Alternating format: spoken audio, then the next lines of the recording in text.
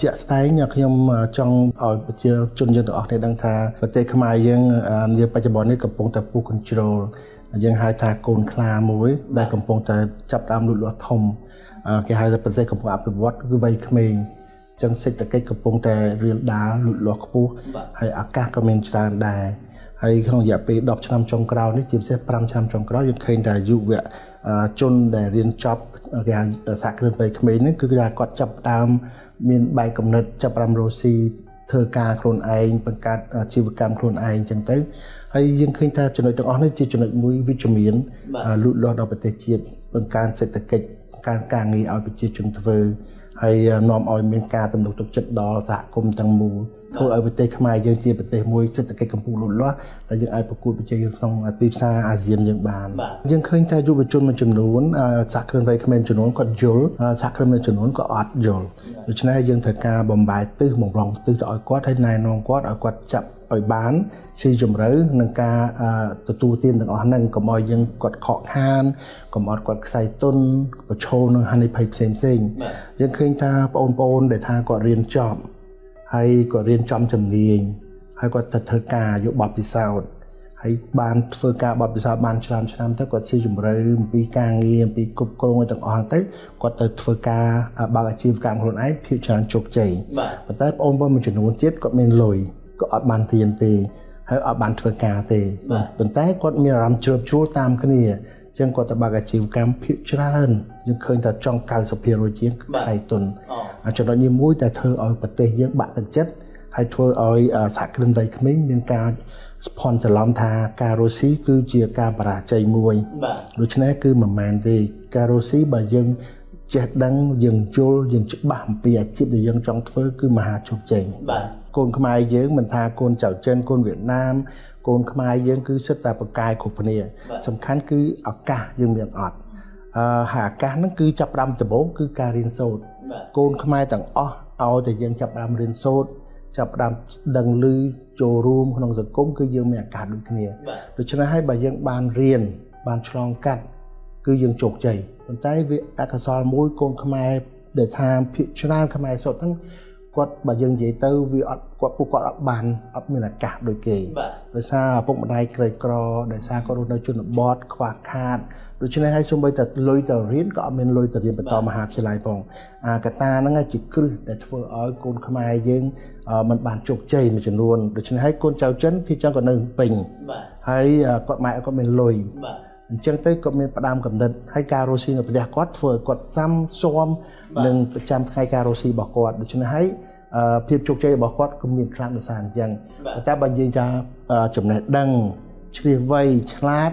តើកូនចៅចិនខ្លាំងជាងខ្មែរយើងគឺអត់ទេចំពោះខ្ញុំអត់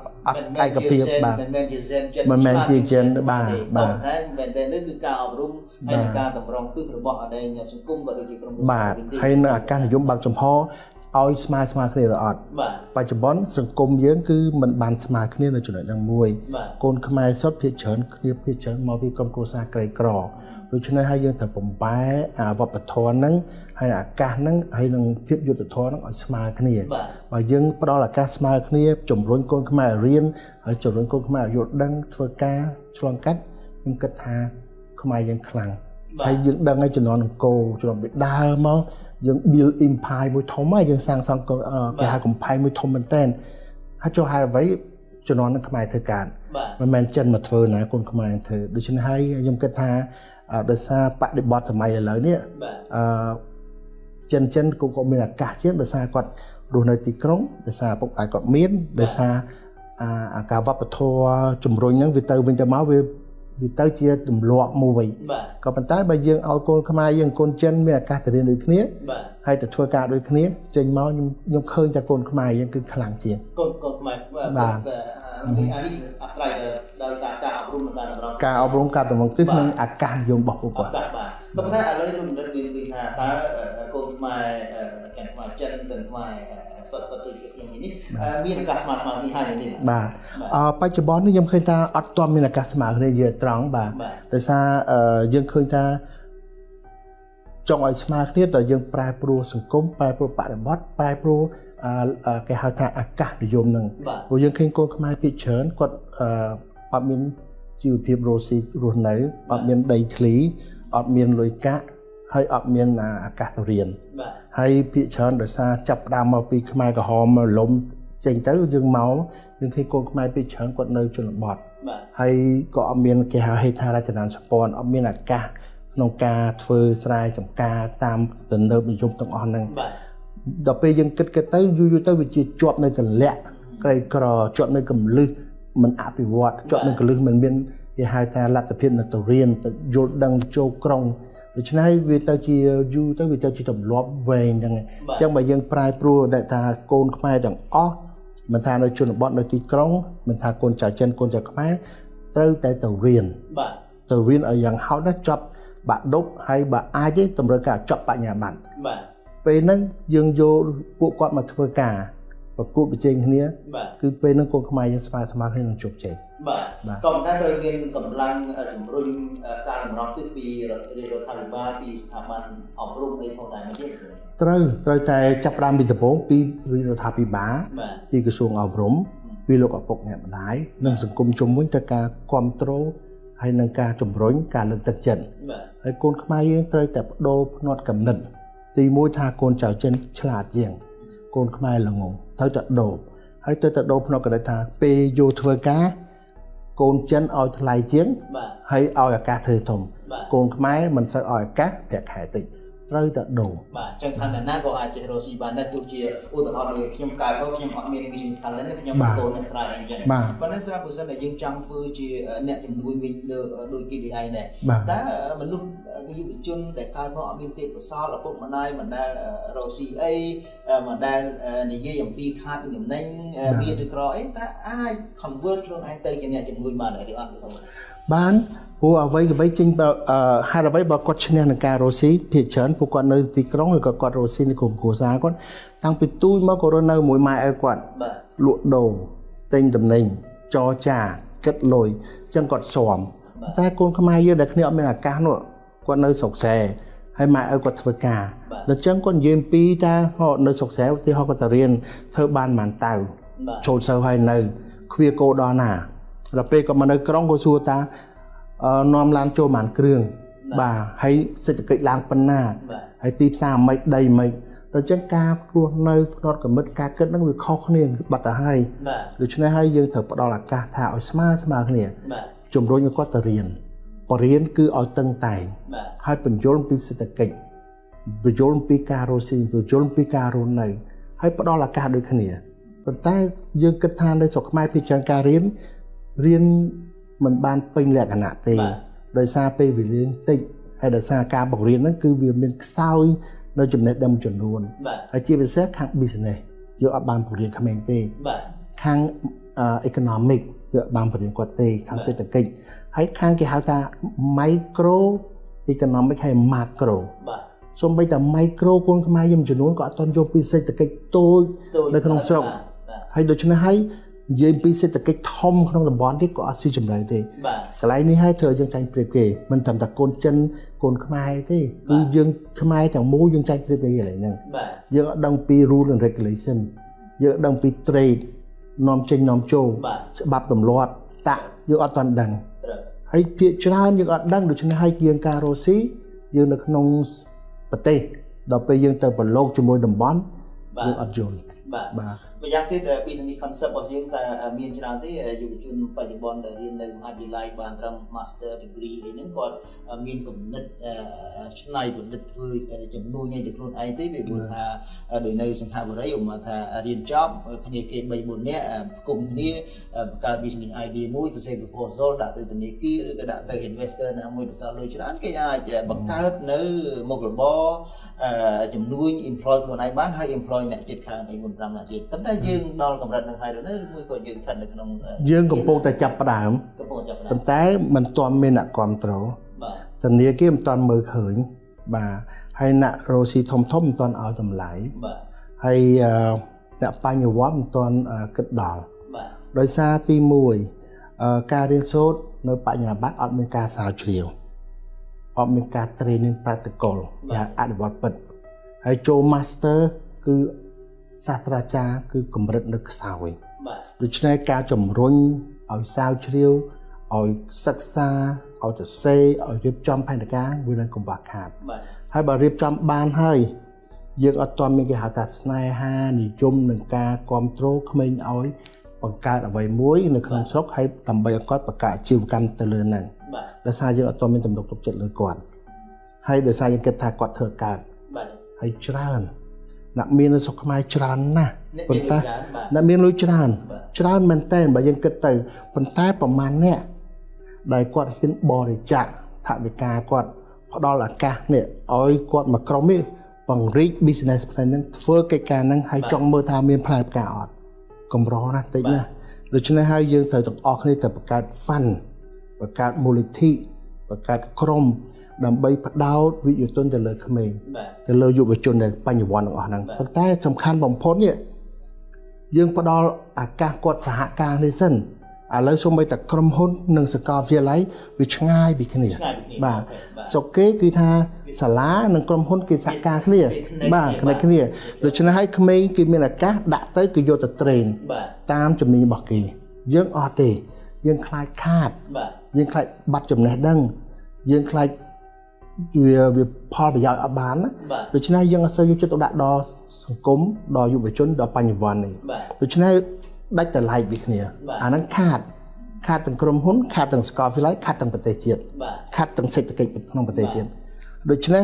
តាមយោបល់ខ្ញុំបើគេស្រុកគេតែងតែធ្វើម៉េចក៏ដោយតម្រូវការឲ្យសាកលវិទ្យាល័យហ្នឹងត្រូវការចាប់ដៃគូ MOU ហ្នឹងដើម្បីទាញសិស្សមកបង្រៀនមកវឹកវើមកហាត់ការហើយរៀបចំផែនការដើម្បីជួយ fund ផ្ដល់អាហារូបករណ៍ឬក៏លើកទឹកចិត្តឲ្យគាត់រៀនធ្វើហើយនឹងអនុវត្តយើងអត់តន់ដល់ហ្នឹងយើងនៅដូចថ្មីនេះយើងឃើញនៅករណីក្មេងនៅខេត្តបាត់ដំបងមកក្រុមគាត់ក៏បានស្រាវជ្រាវធ្វើមីលពើបាទខ្ញុំជឿគិតថាបើសិនតែគាត់មានទេពកោសល្យបែបហ្នឹងគាត់ធ្វើមីលពើបានហើយថ្ងៃក្រោយគាត់អាចវិច្ឆ័យនាំចេញបានទីមួយអាចជំនួសការនាំចូលមីថៃឬក៏មីវៀតណាមអីជាដើមអាចប្រើមីលពើវិញប៉ុន្តែទីពីរទៀតចិត្តតែសម្លឹងមើលថាតើមានស្ថាប័នណាយកចិត្តទុកដាក់ចំពោះក្មេងហ្នឹងទេកន្លែងលោតិចទៀតទេស្រាប់តែមិនទាន់បានចេញលទ្ធផលនេះផងស្រាប់តែគេ copyright យកនៃមីលពើរបស់គាត់ទៅបាត់តែគាត់ធ្វើយ៉ាងម៉េចវិញអានឹងខាពារឲ្យរបៀបម៉េចនៅពេលដែលក្មេងមានទេពកោសល្យអញ្ចឹងបាទយើងអត់ទាន់ផ្ដល់តម្លៃទៅលើខាងសិទ្ធគេហៅ logo pattern ឬក៏របស់យើងយើងអត់ទាន់មានសិទ្ធិការពារអានឹងច្បាស់លាស់ហើយក្មេងៗដែលថាគាត់ជាអ្នកបញ្ញវន្តប្រកែអ្នកច្នៃប្រឌិតគាត់ដឹងតម្រូវការទៅធ្វើម៉េចគាត់ទៅចុះឈ្មោះម៉េចនៅក្រសួងដើម្បីរក្សាសិទ្ធិម៉េចអីម៉េចប៉ុន្តែចំពោះរឿងមីអញ្ចឹងវាគេយូរហើយគេធ្វើយូរហើយគាត់នៅថានេះជា flavor គាត់ថែមគ្រឿងគាត់ថែមទេតែរបស់អញ្ចឹងគេធ្វើយូរហើយយើងចង់បានក្រុមដូចអញ្ចឹងរាប់ម៉ឺនលានអ្នកទៀតមិនម្នាក់អីយើងត្រូវការច្រើនជាងទៀតប៉ុន្តែឥឡូវនេះក្មេងៗពួកគាត់ហ្នឹងគាត់តាមគ្នាទីច្រើនវប្បធម៌ខ្មែរយើងជួយចិត្តធ្វើតាមគ្នាគាត់ដើរផ្លូវទាំងក្រុមបើធ្លាក់ទាំងអស់គ្នាគាត់ហ៊ានបែកមេឃគាត់ហ៊ានដើរបែកឆ្វេងបែកស្ដាំបាទដើម្បីធ្វើម៉េចឲ្យវាលូតលាស់ដើមឈើឲ្យវារីកធំសាខាច្រើនប៉ុន្តែយើងដើរត្រង់ស្គុយដើមឈើតែមួយដូចដើមស្រលអញ្ចឹងដូច្នេះតែពេលខ្យល់មកបាក់អារម្មណ៍ទាំងអស់យើងត្រូវការឲ្យក្មេងរៀបចំបង្កើតធ្វើឆ្នៃបណ្ឌិតច្រើនយ៉ាងទៀតអានឹងតើតេស្កូពីសហគមន៍តេស្កូពីក្រសួងតេស្កូពីរដ្ឋាភិបាលប៉ុន្តែតេស្កូគ្រប់គ្រងជាងគេពីសហគ្រិនធំបញ្ញវន្តសហគ្រិនធំអ្នករស់ស៊ីដែលមានកម្លាំងថវិកាកម្លាំងចិត្តកម្លាំងកាយហ្នឹងជួយគ្រប់គ្រងគាត់តែឥឡូវអត់យើងនៅខ្សោយនៅខ្វះខាតច្រើនណាដូច្នេះហើយខ្ញុំគិតថាថ្ងៃក្រោយយើងនឹងមានប្រជាជនខ្មែរច្រើនជាពិសេសប្រជាជនខ្មែរកូនចៅចិនកូនចៅវៀតណាមកូនចៅថៃនេះដែលនៅស្រុកខ្មែរនេះគេជញ្ជក់ចំណេះដឹងហើយនៅផលប្រយោជន៍ពីកូនខ្មែរនេះគឺបែបឲ្យទៅវិញឲ្យដល់កូនខ្មែរយើងវិញក្នុងការឲ្យការងារធ្វើក្នុងការឧបត្ថម្ភធនក្នុងការឲ្យចំណេះផ្ដល់ការហាត់ការបើមិនចឹងទេវាអត់បានផលដល់សង្គមទេយើងមកយើងយកយើងទៅមកយកយើងទៅអ្នកខ្លះបញ្ជូនហ្វាន់ទៅក្រៅអស់បញ្ជូនហ្វាន់ទៅស្រុកអស់អញ្ចឹងតើផលប្រយោជន៍ទៅលើកូនខ្មែរអីគេវាអត់មាន អាហ្នឹងយើងតម្រូវការ អានោះតើយើង set policy មួយ នេះឯងមករកស៊ីមានឱកាសរកស៊ីចំណេញនៅស្រុកខ្មែរប្រមាណភាគរយនៃប្រាក់ចំណេញត្រូវតម្កល់ទុកតម្កល់ទុកវិនិយោគបាទវិនិយោគបន្តឲ្យមនុស្សក្នុងប្រទេសនេះហ្នឹងហើយប៉ុន្តែយើងអត់ទាន់មានយើងមិនបានធ្វើច្បាប់យ៉ាងទេអ្នកចំណេញគឺយកទៅខ្ញុំមិនដឹងថាមានអត់ទេប៉ុន្តែយើងអត់ទាន់ enforce អត់ទាន់ជំរុញឲ្យអនុវត្តច្បាប់ហ្នឹងបាទពួកខ្ញុំឃើញថាយើងមានកង្វះខាតច្រើនមួយទៀតផងដែរអានេះយើងមិនដឹងថារដ្ឋាភិបាលគាត់មានអត់តែខ្ញុំគិតថាឥឡូវគាត់កំពុងសកម្មខ្លាំងដើម្បីធ្វើយ៉ាងម៉េចឲ្យកូនខ្មែរយើងប្រទេសខ្មែរយើងលូតលាស់គោលដៅរបស់គាត់គឺធ្វើម៉េចឲ្យយើងខ្លាំងប្រទេសយើងខ្លាំងអញ្ចឹងខ្ញុំឃើញថាបើខំធ្វើខ្លាំងតើយើងបត់ជ្រុលច្បាប់នេះមួយទៀតការពារផលប្រយោជន៍ក្នុងសង្គមឥឡូវថាយើងជំរុញឲ្យប្រជាជនធ្វើស្រែចម្ការប៉ុន្តែយើងបាន invest បានវិនិយោគទៅលើ irrigation ប្រព័ន្ធទឹកធារាសាស្ត្រហើយអាហ្នឹងយើងមិនទាន់មានទេបាទដើម្បីឲ្យប្រជាជនយើងមានទឹកចិត្តធ្វើហើយធ្វើកុំឲ្យពឹងតាមរដូវធ្វើតាមគេហៅជាក់ស្ដែងទី1ទី2តើបើសិនបានផលយើងមានប្រព័ន្ធការពារប្រជាជននឹងនៅដើម្បីផលិតផលរបស់គាត់នេះកុំឲ្យវាស្អុយចោលកុំឲ្យវាធ្លាក់តម្លៃកុំឲ្យប្រជាជនបាក់ទឹកចិត្តអញ្ចឹងមានន័យថាត្រូវតែទប់តម្លៃហ្នឹងហើយទិញយកឡើងមកដើម្បីធ្វើយ៉ាងម៉េចជំរុញទឹកចិត្តឲ្យប្រជាជនបន្តធ្វើចឹងបានតើយើងទប់កុំឲ្យតម្លៃចូលវាយតម្លៃប្រទេសរបស់ខ្មែរធ្លាក់ចុះបើយើងនៅតែឲ្យតម្លៃចូលហើយតម្លៃខ្មែរធ្លាក់ចុះហើយនាំចេញអត់បានអាហ្នឹងនៅតែបរាជ័យតែដោយសារតែយើងជាសមាជិក WTO បើសិនជាយើងការពារ protect នៃតំណែងរបស់យើងអាចនឹងខុសច្បាប់សមាជិក WTO ជាដើមទេអញ្ចឹងយើងបង្កើតទីផ្សារសេរីអញ្ចឹងយើងបង្កើតច្បាប់ដើម្បីឲ្យនាំចេញបាទតើយើងមានប្រព័ន្ធការពារដើម្បីនាំចេញបានអត់ប៉ុន្តែដល់ពេលផលិតចេញមកឬផលិតដលងឬក៏របស់របរផ្សេងៗលពៅយើងហើយដល់ពេលស្វាយយើងអញ្ចឹងណាយើងអត់មាននាំចេញបានបាទយើងនាំចេញហើយអត់មានទីផ្សារណាដែលថាជា wholesale ក្រុមហ៊ុនធំដែលនាំទិញមកឲ្យនាំចេញបានប៉ុន្តែតែយើងផលិតច្រើនតម្លៃចុះភ្លាមបាទហើយនាំចេញគឺអត់មានប្រព័ន្ធការពារទៅទីផ្សារជាអ្នកវាយតម្លៃដោយខ្លួនឯងឬមួយក៏រដ្ឋជាអ្នកចាត់ចែងតម្រង់ទិសដៅបាទអាហ្នឹងគឺទាំងអស់ទី1រដ្ឋាភិបាលទី2សហគមន៍សមាគមដែលជាដូចជាសមាគមខាងអ្នករុស្ស៊ីដូចសភាពាណិជ្ជកម្មទាំងអស់ហ្នឹងគឺត្រូវការពារទៅចេញច្បាប់ត្រូវរៀបចំហើយទៅតាមដានត្រូវអនុវត្តហើយទៅប្រមូល policy ហ្នឹងទៅធ្វើយ៉ាងម៉េចដើម្បីការពារផលិតផលកូនខ្មែរយើងនេះកុំឲ្យចុះតម្លៃកុំឲ្យខូចហើយកុំឲ្យបាក់ទឹកចិត្តឥឡូវនេះយើងអត់ទាន់មានប្រព័ន្ធការពារហ្នឹងដូច្នេះហើយអ្នកធ្វើមានអារម្មណ៍ថាអត់បានផលជួនកាលធ្វើមកជីវិតមួយឆ្នាំហ្នឹងហត់ហើយទៅពាក់លុយគេច្រើនចុងក្រោយអត់មានលទ្ធផលអត់មានសមត្ថផលពីព្រោះទី1យើងអាចនិយាយថាអត់មានប្រព័ន្ធទឹកណាបាទទី2អត់មានប្រព័ន្ធនាំចេញទី3អត់មានប្រព័ន្ធការពារដើម្បីធ្វើម៉េចរបស់ហ្នឹងកុំឲ្យចុះតម្លៃហើយកុំឲ្យយកចេញឲ្យបានឥឡូវយើងអត់ទាន់មានច្បាស់លាស់អញ្ចឹងយើងអាចនិយាយថាប្រជាជនក៏បាក់ទឹកចិត្តបាទឥឡូវសូមបកទាញអារម្មណ៍លោកបណ្ឌិតទៅនិយាយថាយើងពិសាពីរឿង risk ហានិភ័យហើយយើងឃើញគ្នាវិញចាប់ផ្ដើមបង្កើតជាមួយនេះមួយហូហែមានហ្វេមានអីច្រើននោះហើយក៏ប៉ុន្តែតាមក្បួនខ្នាតរកស៊ីធ្វើម៉េចឲ្យត្រឹមត្រូវដើម្បីឲ្យជោគជ័យកុំឲ្យបរាជ័យដែលលោកសាស្ត្រពីដើមទីនេះថា 90% សឹងបរាជ័យឯដោយសារគេហៅថាមិនមានគ្រឹះហ្នឹងតាមក្បួនខ្នាតត្រឹមត្រូវតើត្រូវធ្វើយ៉ាងម៉េចដើម្បីពីតែរកស៊ីទៅឲ្យជោគជ័យតែម្ដងកុំឲ្យវាបរាជ័យទេយើងនិយាយពីសហគ្រិនវ័យក្មេងឥឡូវសំទោសកុំឲ្យប្រកាន់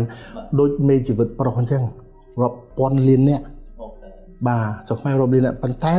បោលទៅដល់ល្ងិតល្ងល់ហើយចុងក្រោយបានតែមួយរស់ទេបាទដោយសារបោលអត់មានទិសដៅបាទហើយធ្វើដូចគ្នាទៅទិសតែមួយតែទៅទិសតែមួយគឺតម្រូវការតែមួយជើងទាំងអស់ងាប់ទាំងអស់បាទអញ្ចឹងគាត់ត្រូវមើលឃើញថាប្រទេសទាំងមូលសក្តានុពលច្រើនណាស់ត្រូវចេះគិតចេះមើលឃើញអាកាសហើយធ្វើផ្សេងគ្នាហើយមើលអាកាសឃើញធ្វើកើត តតគាត់មានគ្រឹះ បាទ គ្រឹះទី1វិស័យអប់រំនឹងឯងមនុស្សយើងមើលឃើញច្បាស់ជាងអ្នកដទៃចេះជាងអ្នកដទៃគិតភ្លឺជាងអ្នកដទៃដោយអាស្រ័យទៅលើចំណេះដឹង បាទ ចំណេះដឹងហ្នឹងគឺថាឲ្យគាត់រៀនហើយឲ្យគាត់រៀនដល់ជ្រៅហើយឲ្យគេចេះធ្វើការយកបទពិសោធន៍ពេលយកបទពិសោធន៍គាត់ឃើញក្នុងក្រុមហ៊ុនគេគ្រប់គ្រងធនធានមនុស្សម៉េច បាទ គេរលុយម៉េចហើយគេប្រតិបត្តិការម៉េច បាទ គេបង់តាក់ម៉េចគេបង់បតង់ម៉េចគេចុះឈ្មោះក្រុមហ៊ុនម៉េច បាទ គេចរចាគ្នាម៉េចគឺនាំតំណែងចូលម៉េចគេរៀបចំ cash flow លុយចេញចូលម៉េច បាទ អាលុយចំណេញយកទៅណាអីគេហៅ dividend អីគេហៅ audit បាទ ទាំងអស់ហ្នឹងយើងមិនអាចធ្វើរស់ស៊ីបានបើយើងមិនធ្លាប់មានបទពិសោធន៍ទាំងអស់ហ្នឹង អូ បទពិសោធន៍ទាំងអស់ដល់យើងឆ្លងកាត់ បាទ ដូច្នេះហើយបងប្អូនទាំងអស់ដែលថាំងគាត់បានរៀនចប់ក៏ចង់រស់ស៊ីក៏ចង់ធ្វើសហគ្រិនវ័យក្មេងដែរ បាទ ណាក៏ចង់ដែរប៉ុន្តែគេមិនមែនចង់ដល់អត់មានទិសដៅ ទៅអត់មានបទពិសោធន៍ អត់មានបទពិសោធន៍ដល់ល្ងិតល្ងល់ទេ បាទ អាកាសមានច្រើនអត់ចេះយឺទេ បាទ មកជុំប្រភេទនៅស្រុកគេចាប់បានរស់ស៊ីមានបាន40ជាងហើយយើងនេះតែអាយុប្រហែល8 9 10 20មិនតាន់រស់ប្រឡៃពីក្បាលចង់រស់ស៊ី អូ មិនតាន់ស្គាល់ស្អីទីផ្សារមិនតាន់ស្គាល់អីគឺតម្រូវការគុកគង់ហើយនឹងរបស់ដែលជាងថាហានិភ័យ បាទ ហើយតាមមើលឃើញស្អីខ្លះនៅមុខហ្នឹងការទទួលទានរស់ស៊ីយើងគិតអំពីគេហៅថាថវិកាចំបំរុង បាទ ថវិកាចាយថ្លៃទឹកថ្លៃភ្លើងថ្លៃជួល បាទ ថ្លៃតាក់ បាទ ថ្លៃសម្រាប់បុគ្គលិកថ្លៃសម្រាម បាទ គាត់ក៏ដល់នេះទាំងអស់ហ្នឹង អូ បាទប្រាក់ខែដែលគាត់បានទៅធ្វើការគេ6ខែតើគាត់បានលុយណាប្រសិនគួរ បាទ ទាំងអស់ហ្នឹងត្រូវការគិតដូច្នេះហើយអ្វីដែលហានិភ័យ risky ជាងគេគ្រោះថ្នាក់ជាងគេគឺថវិកា បាទ ឥឡូវបើមានថវិកាហើយធនធានមនុស្ស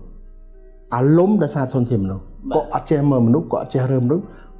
ខុស បាទ រចនាសម្ព័ន្ធក្រុមហ៊ុនគាត់បើកមកក៏គិតថាចាក់ដៃគូគេកម្ររស់ស៊ីដៃគូណា បាទ មានតូចធ្វើតូចមានធំធ្វើធំ មានតែចាប់ផ្ដើមទៅខ្លួនឯង បាទមានតិចធ្វើតិចមានច្រើនធ្វើច្រើន បាទ ពីទូទៅធំគេធ្វើខ្លួនឯង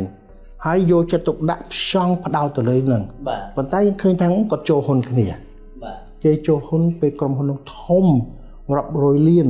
រាប់ពាន់លានគឺមើលគេទិញ បាទ គេឈើអញ្ចឹងទៅអាហ្នឹងគេមានប្រព័ន្ធគេដើរហើយយើងនៅទូយើងចូលហ៊ុនគ្នា បាទ ពេលដាក់មក 10000 20000ពេលគ្រប់គ្រងមួយអត់មើលមានមួយមើលដល់ពេលចំណេញទៅដើមគ្នាពេលខាតឆ្លោះគ្នា អូ ដូច្នេះហើយប្រព័ន្ធហ្នឹងការគ្រប់គ្រងអត់ត្រឹមត្រូវ បាទ អត់តន់យល់អ្វីទៅគេហៅថា family បាទ អ្វីគេហៅថា corporate ហើយស្រុកខ្មែរយើងមិនមែន family ទេ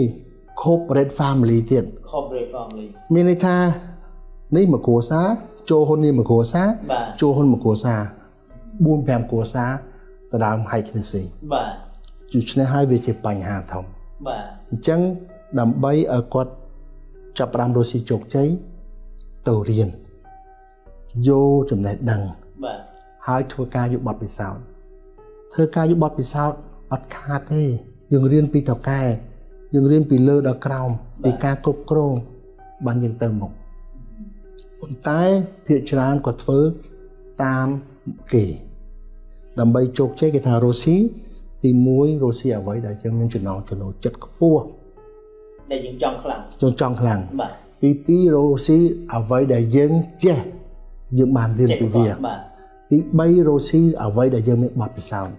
អូខេ អញ្ចឹងវាផ្ដោតទៅលើអ្វីដែររៀនមានចំណងចូលចិត្តរៀនធ្វើ បាទ ហើយបានទៅរស់ស៊ី បាទ អញ្ចឹងមិនថាបើយើងធ្វើអីក៏ដោយផ្ដោតទៅលើចំណងចំណូលចិត្តខ្លាំងហើយយើងមានទៅរៀនយកចំណេះដឹងខ្លាំង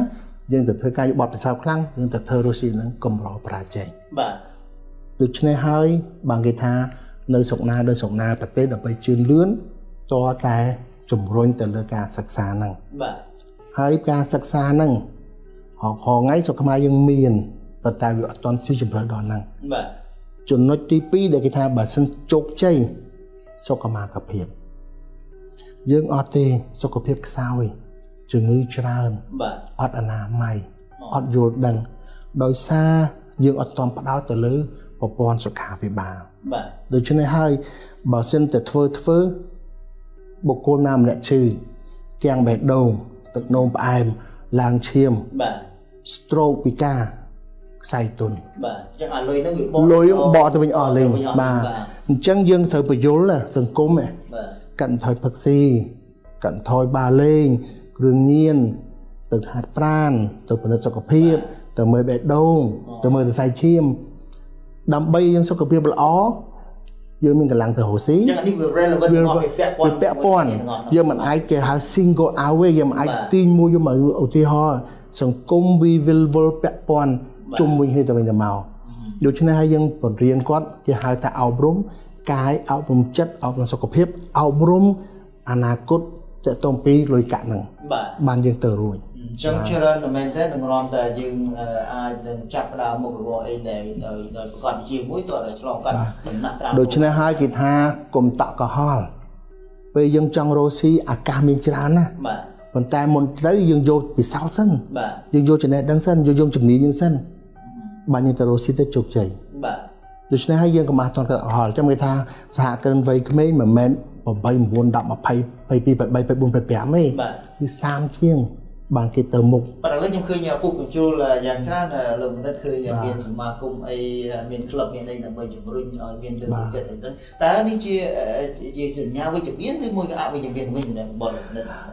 ចំពោះខ្ញុំល្អហើយការមានក្រុមនេះការមានបណ្ដោះបណ្ដាសិក្ខាសាលាអញ្ចឹងប៉ុន្តែស្រុកគេបណ្ដោះហ្នឹងគឺចំពោះអ្នកសហគ្រិនដែលគាត់បានអត់បានរៀនឬក៏បានរៀនគាត់ទៅធ្វើការគាត់នៅខ្វះចំណុចតិចតួចគាត់ទៅរៀនថែមដើម្បីយកចំណេះដឹងបាទប៉ុន្តែបើយើងបើកសិក្ខាសាលាក្រុមបណ្ដុះបណ្ដា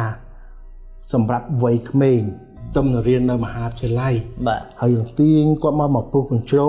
ទៅយកអាទិរី2 3មុខហ្នឹងតែចាប់ដើមពុះកញ្ជ្រោទៅរកស៊ីដឹងតែយើងដូចយើងស្វាយខ្ចីមកបន្ទុំចឹងនឹងអាលុំខ្សែទុននឹងបរាជ័យយុវជនយើងលួយដូចស្វាយចឹងបាទដូច្នេះហើយគេបើកសិក្ខាសាលាគេបង្រៀនគេបណ្ដុះចំពោះចាស់ទុំដែលកំពុងរស់ស៊ីខ្វះចំណេះដឹងហើយកំពុងតាមយកគេហៅបច្ចេកទេសផ្សេងបាទប៉ុន្តែយើងឥឡូវនេះយើងពុះកញ្ជ្រោបំផុសវ័យក្មេងដែលមិនទាន់ចប់បរិញ្ញាបត្រមិនទាន់ចេញធ្វើការមិនទាន់យកពិសោធន៍ដូច្នេះហើយយើងលេងទឹកចិត្តគាត់ណាយើងលេងផ្លូវចិត្តផ្លូវកាយគាត់ធ្វើឲ្យគាត់ដើរផ្លូវខុសអាហ្នឹងមួយទៀតសមាគមល្អប្រទេសណាក៏មានដែរសមាគមនេះដើម្បីឲ្យយើងស្គាល់គ្នាដើម្បីឲ្យយើងចេះចងក្រងសហការជួយគ្នាប៉ុន្តែយើងនៅខាងជំនាញណាយើងចូលសមាគមហ្នឹងប៉ុន្តែយុវជនយើងអត់គាត់រាយប៉ាយបាទគាត់ចូលនេះបាទរៀនទៅគាត់បាទបើយើងជំនាញខាងវិស្វករបាទខាង engineer យើងចូលសមាគមខាងហ្នឹងចូលរួមខាងហ្នឹងរៀនខាងហ្នឹងជួយខាងហ្នឹងបណ្ដុះខាងហ្នឹងដល់ពេលហើយទៅយើងមានដៃគូយើងមានចំណេះដឹងហើយអស់ច្រើនយើងចូលសហគមន៍មួយទៀតគេហៅថាសភាពាណិជ្ជកម្មឬថា business មួយចុះអាហ្នឹងយើងលូតលាស់ទៅប៉ុន្តែយើងឃើញបញ្ញវន្តហើយនឹងយុវសហគ្រិនវ័យក្មេងគាត់ចូលក្រុមនេះគាត់ចូលក្រុមនេះក្រុមអញ្ចឹងក្រុមនេះគាត់ជា board ក្រុមនេះគាត់ជាសមាជិកក្រុមនេះគាត់ជាស្អីអញ្ចឹងទៅបាទគាត់អត់ focus គាត់ focus អញ្ចឹងយើងសួរថាតើគាត់មានពេលអត់បាទយើងមើលណារស់ស៊ីមួយយើងចំណាយពេល24ម៉ោងយប់ថ្ងៃបន្លឹមហើយក្រុមគ្រួសារកូនចៅទៀតបាទมันគ្រប់មើលតែបុគ្គលិកខ្លួនយើងបញ្ហាក្នុងក្រុមហ៊ុនយើងដោះស្រាយមិនចង់រួចតើមានពេលអាណាទៅអង្គុយប្រជុំសមាគមនេះចូលរួមកាឡាននោះបួតនេះ annual party នេះវា waste time វាខាត់បង់ពេលវេលាមិនគេលើកគេបានកាត់ system មួយដើម្បីគ្រប់គ្រងហើយគេអាចដកខ្លួនចេញទៅចូលរួមអីផ្សេងៗបានយ៉ាងលំដាប់មានអ្នកខ្លះគេយល់ដឹងគេឆ្លាតតែមានភូមិខ្លះក៏ដឹងគាត់លង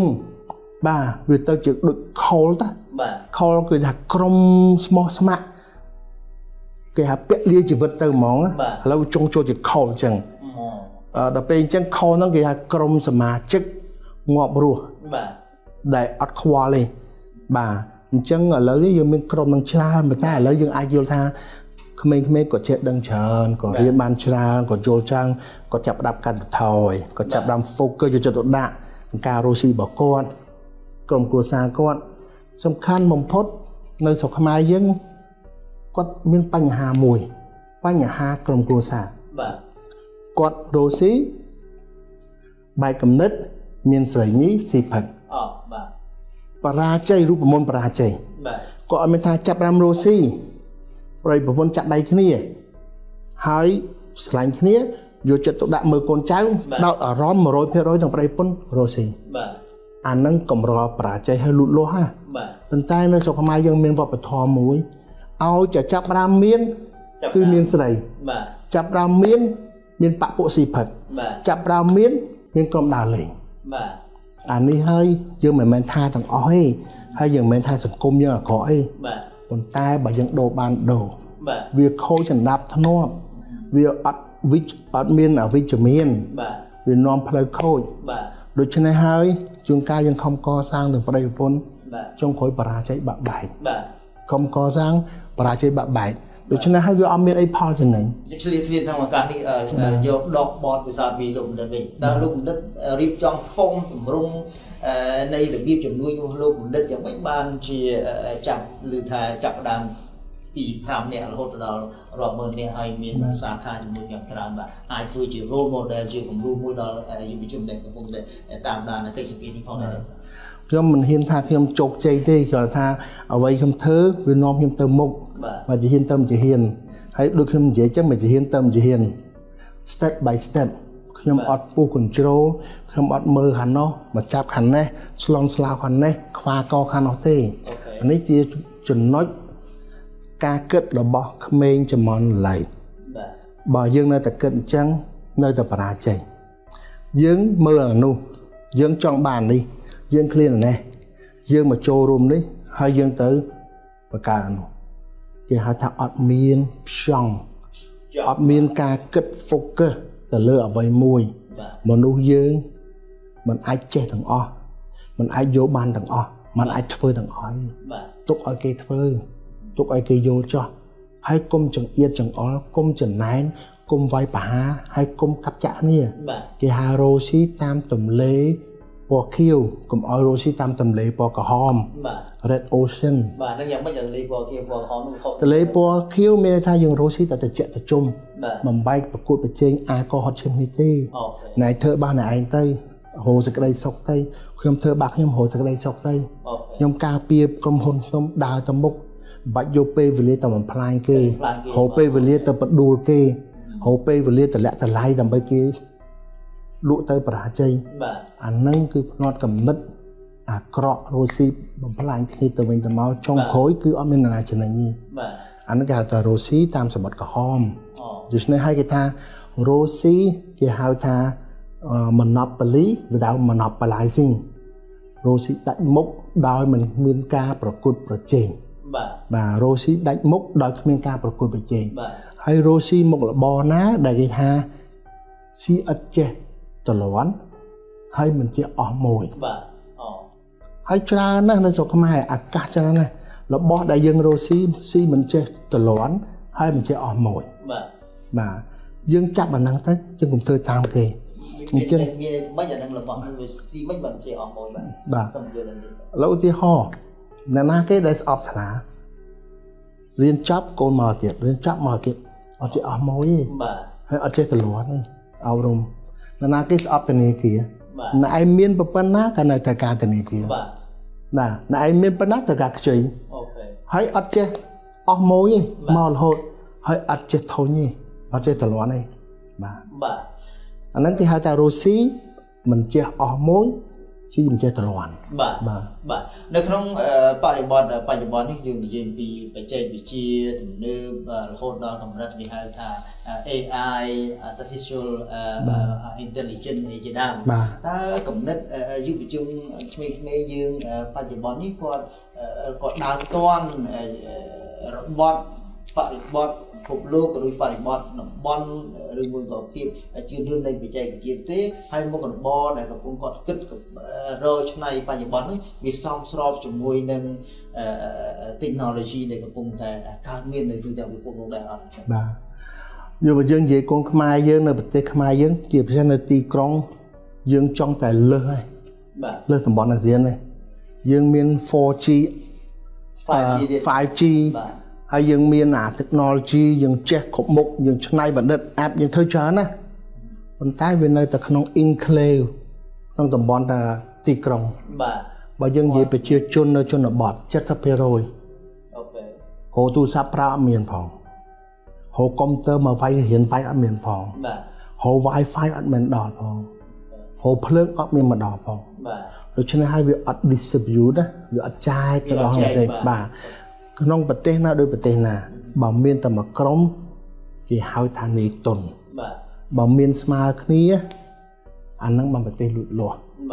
ប៉ុន្តែបើយើងកន្លែងតែទាញអ្នកមានមួយក្រុមដើម្បីយកមកចែកចាយអាហ្នឹងប្រទេសរលំដូច្នេះហើយគេថាมันអាចប្រទេសទាំងមូលចាំតែរាជរដ្ឋាភិបាលអង្គុយបញ្ចប់ដល់មាត់ទេបុគ្គលនីមួយត្រូវចេះខំខ្លួនឯងត្រូវចេះចូលរួមខ្លួនឯងត្រូវចេះចែកម្លែកខ្លួនឯងត្រូវចេះផ្ដល់ដល់ប្រទេសជាខ្លួនឯងប៉ុន្តែធ្វើអញ្ចឹងបានតតែរាជរដ្ឋាភិបាលហើយក្រសួងអប់រំផ្ដល់គ្រឹះឲ្យគ្នាមុនសិនឲ្យគ្នាទៅរៀនឲ្យគ្នាទៅបង្កើតបណ្ណាល័យឲ្យពេញលក្ខណៈមានហេដ្ឋារចនាសម្ព័ន្ធពេញលក្ខណៈមានផ្លូវពេញលក្ខណៈមិនមែនថាយើងអត់មានទេគ្រប់ប្រទេសគ្រប់តំបន់ទាំងអស់យើងឃើញ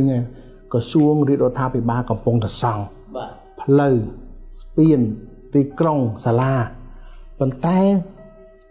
តម្រូវការហ្នឹងវាអត់ទាន់ពីតម្រូវការរបស់ប្រជាជនយើងវាអត់ទាំងគ្រប់បាទប្រជាជនយើងវាកើនច្រើនរីកចម្រើនច្រើនពី5លានជាងបន្ទាត់ពីខ្មែរក្រហមអាលំបាទ4លានជាងឥឡូវឡើង6 10លានចូលចុច7វាលឿនដូច្នេះហើយអ្វីរដ្ឋាភិបាលកំពុងធ្វើបើសិនតែគួយទៅធ្វើម្នាក់ឯងធ្វើអត់គ្រប់ទេតើតអ្នកវិទ្យាទុនអ្នកពីក្រៅអ្នកបរោស៊ីស្រុកខ្មែរអ្នកមានអ្នកបញ្ញវន្តចូលរួមប៉ុន្តែហងៃយើងឃើញថាតិចអ្នកមានតិចណាចូលរួមលុយច្រើនហេតុអ្វីបានអ្នកមានគាត់មកចូលរួមគាត់មិនតន់ទុកចិត្តយុវជនកំណត់ប្រួយដើម idea ចំនួនរបស់យុវជនយើងឬមួយក៏មិនមានវប្បធម៌បែបនេះបាទយើងអត់មានវប្បធម៌យើងខ្លាចគេដឹងយើងខ្លាចគេធ្វើបាបយើងខ្លាចមានលុយច្រើនពេកហើយយើងមានវប្បធម៌អត់ចែកម្លែកពីដើមផ្សេងមានបណ្ណាចែកគ្នាប៉ុណ្ណឹងប៉ុន្តែដោយសារយើងឆ្លងកាត់សង្គ្រាមច្រើនខ្មែរក្រហមហើយពិបាកពលពតអីទាំងអស់ហ្នឹងវាធ្វើឲ្យយើងចាប់ដើមចិត្តអាក្រក់កដីថៃឈ្នានីគ្នាស្អប់គ្នាមើលងាយគ្នាហើយកាត់ចាក់គ្នាទាំងអស់នេះធ្វើមួយការពាររៀងខ្លួនធ្វើយើងការពាររៀងខ្លួនផ្លិចអំពីផលប្រយោជន៍ជាតិផលប្រយោជន៍ជាតិមានការលូតលាស់តទៅប្រជាជននេះចេះចូលរួមគ្រប់គ្រងចេះលើកស្ទួយចេះផ្ដល់ឲ្យចេះរួមចំណែកចេះបរិច្ចាគចេះកសាងចំណុចចុងក្រោយយើងឃើញថាទោះជាយ៉ាងណាក៏ដោយយុវជនយើងមានឱកាសមាន space ដើម្បីរីកចម្រើនដើម្បី grow តទៅមុខទៀតអញ្ចឹងតាម advice តាមការផ្ដល់ដំបូន្មានរបស់លោកអង្គញាថាធ្វើយ៉ាងម៉េចដើម្បីយុវជននឹងគាត់ថាដើរទៅកុំឲ្យខុសហើយធ្វើអីឲ្យវាត្រូវក្បួនខ្នាតឲ្យវា sustain កុំឲ្យវារលំបាទចង់ជោគជ័យត្រូវស្គាល់ខ្លួនឯងត្រូវដឹងខ្លួនថាយើងអ្នកណាគេយើងចង់ធ្វើអីហើយគោលដៅយើងចង់បានប៉ុណ្ណាចង់មានប៉ុណ្ណាហើយយើងចង់ចូលរួមសង្គមប៉ុណ្ណាអនាគតយើងចង់ខ្លាយទៅជាណាយើងត្រូវមានទស្សនវិស័យមួយចង់ដឹងចង់ឮចង់ឃើញចង់ធ្វើចង់ជោគជ័យចង់ចេះចង់ដឹងអាហ្នឹងគេហៅថាទស្សនវិស័យឆន្ទៈនៅក្នុងខ្លួនប៉ុន្តែបើយើងមានអាហ្នឹងតើជាក្រុមគ្រួសារយើងមានអាហ្នឹងក្រុមគ្រួសារយើងមានអាហ្នឹងតើចាប់ដើមពីគ្រឹះណាមួយតាមានដីធ្លីមានផ្ទះនៅមានក្រុមគ្រួសារអត់បាក់បែកមានកូនចៅទៅរៀនមានភាពវប្បធម៌ក្នុងគ្រួសារការឆ្លាញ់គ្នាទាំងអស់ហ្នឹងជាគ្រឹះសិតតែយើងក៏ពាក់ព័ន្ធជាគ្រឹះដែលធ្វើឲ្យក្មេងមួយនឹងលូតលាស់បានប៉ុន្តែឥឡូវយើងមើលទៅភាគច្រើនប្រជាជនរត់សោស្រុកហើយច្រឡាត់ទៅក្រៅបាក់បែកកូនចៅប្តីប្រពន្ធអត់ជួបគ្នាការហើយបានមួយថ្ងៃទៅ5ឆ្នាំដាច់មកពីស្រុកមកធ្វើការនៅពេញមួយឆ្នាំអត់ទាន់ជួបគ្នាម្ដង ការហើយជួបគ្នាពេលមួយឆ្នាំពីរដងមានកូនធំបាត់ទៅហើយហើយពេលឈប់ធ្វើការទៅនៅមួយគ្នាអត់ស្គាល់ចិត្តលែងលះប្តីប្រពន្ធបាក់បែកវប្បធម៌យើងមានបញ្ហាច្រើនការ៉ាអូខេសិតតែជាពីស្នេហាបាក់បែកលែងគ្នាយប់អីយុវប្រពន្ធគេនិយាយរួមទៅយើងមានបញ្ហានឹងការតម្រង់ទិសឲ្យប្រជាជនយើងចេះសាមគ្គីចេះស្រឡាញ់ចេះជួយចេះសហការហើយចេះគេហៅថាវិនិយោគទៅលើក្នុងប្រទេសខ្លួនឯងចេះស្នេហាជាតិឥឡូវយើងអត់តន់ស្នេហាជាតិទេយើងមានគេហៅថាស្ទាក់ស្ទើរប្រទេសស្នេហាជាតិមានន័យថាស្រឡាញ់វប្បធម៌ខ្មែររស់នៅស្រុកខ្មែរវិនិយោគស្រុកខ្មែររៀនអក្សរខ្មែរហើយបរិច្ចាគទៅក្នុងប្រទេសខ្មែរទោះជាវិនិយោគទៅនេះជាជនបរទេសក៏ដោយក៏ត្រូវតែដាក់លក្ខខណ្ឌហ្នឹងឲ្យគាត់ដែរយើងត្រូវដាក់គេអាខានទី1គាត់ត្រូវមានផ្ដល់ជាមូលនិធិផ្ដល់ជាឱកាសការងារយើងត្រូវតែមានអញ្ចឹងបាទហើយបើយើងអត់ទេយើងដូចសបកតទេអញ្ចឹងបាទប៉ុន្តែឥឡូវនេះយើងឃើញថាយើងមានគេហៅថាក្មេងឥឡូវចូលចិត្តផឹកស៊ីបាទចូលចិត្តអបែងហើយយើងមានវប្បធម៌មួយគឺសេរីបាទជក់បរិយក៏ថ្នាំទិញអាយុប៉ុណ្ណាក៏ទិញបានញ៉ាំស្រាអាយុប៉ុណ្ណាក៏ទិញបានឲ្យតែកម្មវិធីអីគឺស្រាបាទគឺថាយើងស្មាតោប្រជាជនយើងគាត់នៅកំពុងតែវិលយុវជនគាត់នៅខ្សោយបាទដូច្នេះហើយបើអត់មានតម្រង់ទិសអត់មានការអប់រំអត់មានការណែនាំអត់ច្បាប់តឹងគឺយើងទៅហើយបាទឲ្យតែធ្វើការចប់ទៅផឹកបាទឲ្យតែជោគជ័យទៅផឹកឲ្យតែសុបាយទៅផឹកបាទឲ្យតែបើសេរីទៅផឹកបាទថ្ងៃអានឹងគេមិនឲ្យសេរីយ៉ាងទេខ្ញុំនៅសហរដ្ឋអាមេរិកខ្ញុំមិនដែលស្គាល់ផឹកស្រាយ៉ាងម៉េចផងហើយកំហុសតែទិញមិនដឹងនៅផងគេមើល ID បាទហើយលក់ខុសចាត់ដាក់គុកមិនមែនថាយើងមិនឲ្យមានទេប៉ុន្តែគេមានកម្រិតមានច្បាប់ទម្លាប់មានវិន័យបាទហើយអនុវត្តពេញលក្ខណៈបាទតែយើងនៅតែឈិនឆៃយើងនៅទាំងចាំតិចទៀតយើងកំពុងតែអភិវឌ្ឍយើងថាតិចម្ដងបាទតិចម្ដង60ឆ្នាំ50ឆ្នាំក៏នៅប៉ុណ្ណឹងបាទរបស់យើងត្រូវធ្វើឥឡូវរបស់យើងត្រូវតឹងឥឡូវរបស់យើងត្រូវចាប់ឥឡូវយើងមិនអាចពជាទេអញ្ចឹងប្រទេសគេដែលជឿនលឿនលូតលាស់រយៈពេលយូរហើយគត់មុតទៅបានហ្នឹងដោយសារតែការរៀបចំគ្រប់ជ្រុងជ្រោយជានយោបាយជាតិមួយគ្រប់ពាក់ព័ន្ធទាំងអស់រួមតាំងពីការផឹកស៊ីតាំងពីការរៀនសូត្រតម្រង់ទិសអីតាមសពតែអស់មិនមែនហើយមិនមែនរដ្ឋាភិបាលគួរធ្វើឲ្យទេបាទគឺប្រជាជនសហគមន៍ហ្នឹងប្រជាជនហ្នឹងក្រុមហ៊ុនហ្នឹងអ្នកដឹកនាំហ្នឹងគឺស្មារតីគ្នាគេហៅថា stakeholder បាទតែយើងរងថ្ងៃមួយគួយបន្ទោសបាទមកពីរដ្ឋាភិបាលមកពីរដ្ឋាភិបាលចុះក្រុមហ៊ុនយើងមិនព្រមចេញមុខមាត់ជួយបាទតែសហគមន៍នេះមិនព្រមចេញដឹកនាំណែនាំប្រជាជនបាទហើយសហគមន៍នោះមិនព្រមនាំនេះធ្វើផ្លូវទៅបាទនៅក្នុងនេះព្រមជីកដងទៅបាទនាំមកធ្វើប្រគុណទៅចាំគេជួយអីគាត់បត់ជើងមួយណាជីកតណ្ដៅដាក់ជើងមកធ្វើបន្ទប់មកអីក៏ចាំរដ្ឋាភិបាលរងចាំមិនបានទេបាទអាហ្នឹងគឺបញ្ចប់ដល់មាត់បាទមកជីវិតទៀតក៏អត់មានដែរបាទដូច្នេះហើយគេថាតើតែយើងចេះខ្វាយខ្វល់ចេះយោគយល់ចេះជួយចេះដឹងឬចេះឈឺឆ្អើចេះម្ចាស់ការបាទប៉ុន្តែឥឡូវនេះមិនថានៅតំបន់ជនបទមិននៅទីក្រុងបាទឲ្យតែមានសាលាមានភ្លើងខៀវបាទស្រុកគេតែមានសាលាគេដេញភ្លើងខៀវចេញអស់ហើយកន្លែងបនកន្លែងក្រៅគេអីហើយយើងវានៅខ្សោយការអនុវត្តហ្នឹងបាទហូរទៅកន្លែងណាស្ងៀមស្ងាត់ឲ្យក្មេងរៀនអត់បានបាទឲ្យតែមានសាលាគេមានភ្លើងគេមានផ្លូវឲ្យឆ្លងហូរតែសុំផ្លូវសុំបានទៀតបាទសុំឲ្យគូសពំនូផ្លូវសុំបានផងបាទនៅស្ថាប័នគេមានផ្លូវឆ្លងខ្នល់ដើម្បីខ្ញុំធ្លាប់ធ្វើផ្លូវសុំឆ្លងដែរបាទហើយខ្ញុំចេញលុយខ្លួនឯងទៀតប៉ុន្តែអត់បានបាទអត់បានខ្ញុំមិនដឹងថាហេតុផលអីខ្ញុំគឺថារាជរដ្ឋាភិបាលគេឲ្យសង់គេចង់បានប៉ុន្តែហេតុអ្វីខ្ញុំចង់សង់ហើយចាយលុយខ្លួនឯងហើយអត់បានទៀតហើយបើសិស្សនៅនឹងយើងសុំលើកផ្លាកអត់បានទៀតយើងសុំគលុះផ្លូវអត់បានទៀតមានន័យថារដ្ឋាភិបាលគ្រប់គ្រងប៉ុន្តែមន្ត្រីខាងក្រោមចំនួនគាត់នៅខ្វះការយល់ដឹង គាត់ដឹងថាហ្នឹងតម្រូវការបណ្ណាសវត្ថភាពសិស្សបណ្ណាស្អីបណ្ណាแล้วឧទាហរណ៍ថាបើកសាលាមួយគ្មានអីខ្លាំងជាងសិស្សក្មេងហើយនឹងការអប់រំទេចុះបើកសាលាយើងសុំភ្លើងអត់បានតែយើងទៅបើកមិនបាទអូខេអញ្ចឹងយើងត្រូវ prioritize យើងត្រូវឲ្យដឹងថាណាកន្លែងណាសំខាន់ជាងកន្លែងណាតែយើងឲ្យភ្លើងកន្លែងខារ៉ាអូខេមុនគឺយើងបើកឲ្យភ្លើងកន្លែងសាលាមុនអាហ្នឹងយើងនិយាយអត់ទីទានយើងនិយាយពី priority អ្វីសំខាន់មុន